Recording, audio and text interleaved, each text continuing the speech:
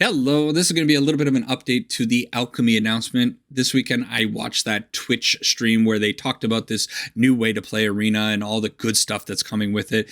And I gave a lot of my thoughts on what was happening. And you can go check out that video. I'll put an annotation up in the top right, like usual, link in the description.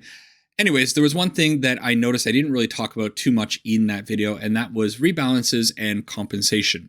While watching the announcement, I didn't really have time to think on that too much, but it has been a couple of days and I have come up with some thoughts on it. I've read some stuff, talked to some people about it, and I think something needs to happen.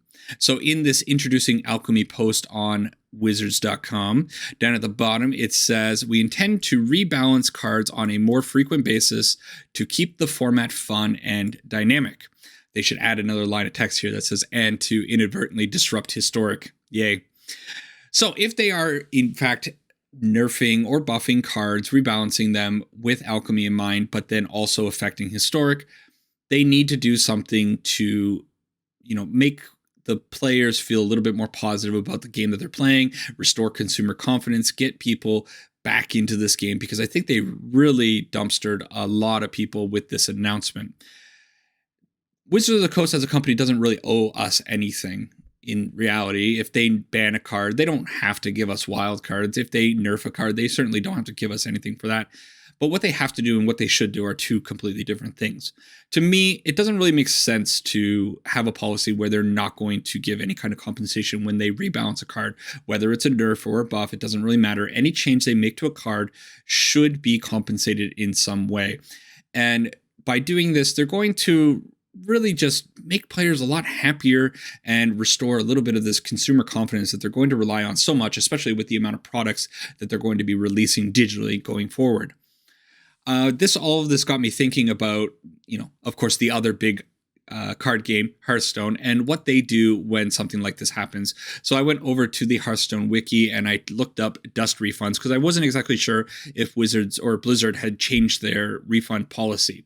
So here is what this says. It says dust refunds or full dust refunds are given to players when cards in Hearthstone are changed or nerfed. I think this is very important because it should be any change.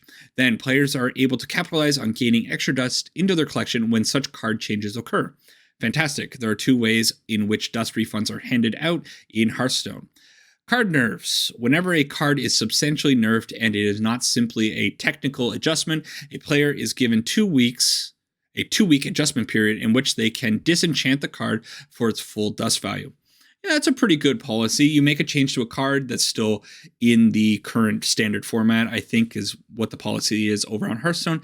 Well, they can disenchant that card and get an equivalent amount of crafting material for that. In the case of Hearthstone, it is dust, but in the case of Magic Arena, it would be a wild card. If you get rid of a rare wild card or rare card, you should get one rare wild card. If you get rid of a mythic, you get one mythic wild card. Of course, I don't think they should do anything different than that if this is the route they go down. But I think, Wizards could always one-up Blizzard and go a little bit further. I don't see the big problem with giving out wild cards whenever they make a rebalance to a card. They changed Luminarch Aspirant, for example, give players their wild cards. They changed Seeker's Chariot, give players their wild cards. Sure, they'll be giving out a lot of wild cards, but it'll disincentivize them to go a little bit crazy with nerfing and buffing these cards, which will probably be a good thing in the long run.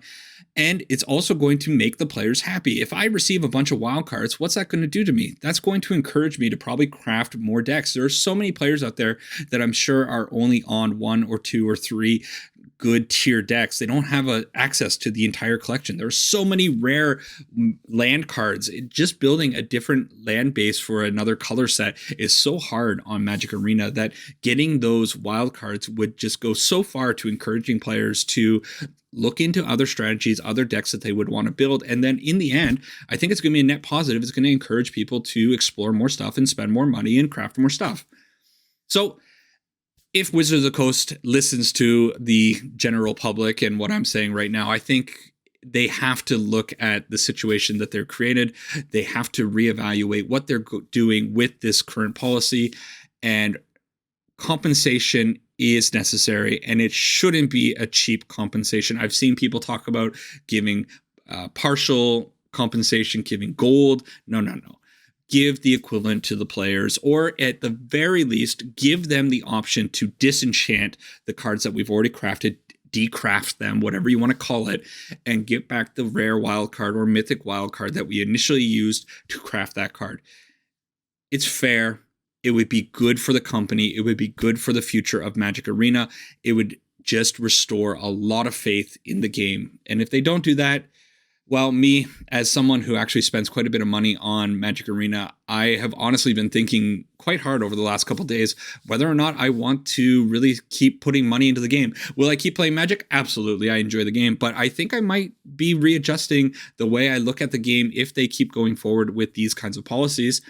I might, just become a very casual historic brawl player and play exclusively with friends, because I think playing competitively with these kinds of things looming over our heads is just going to result in a lot of bad things.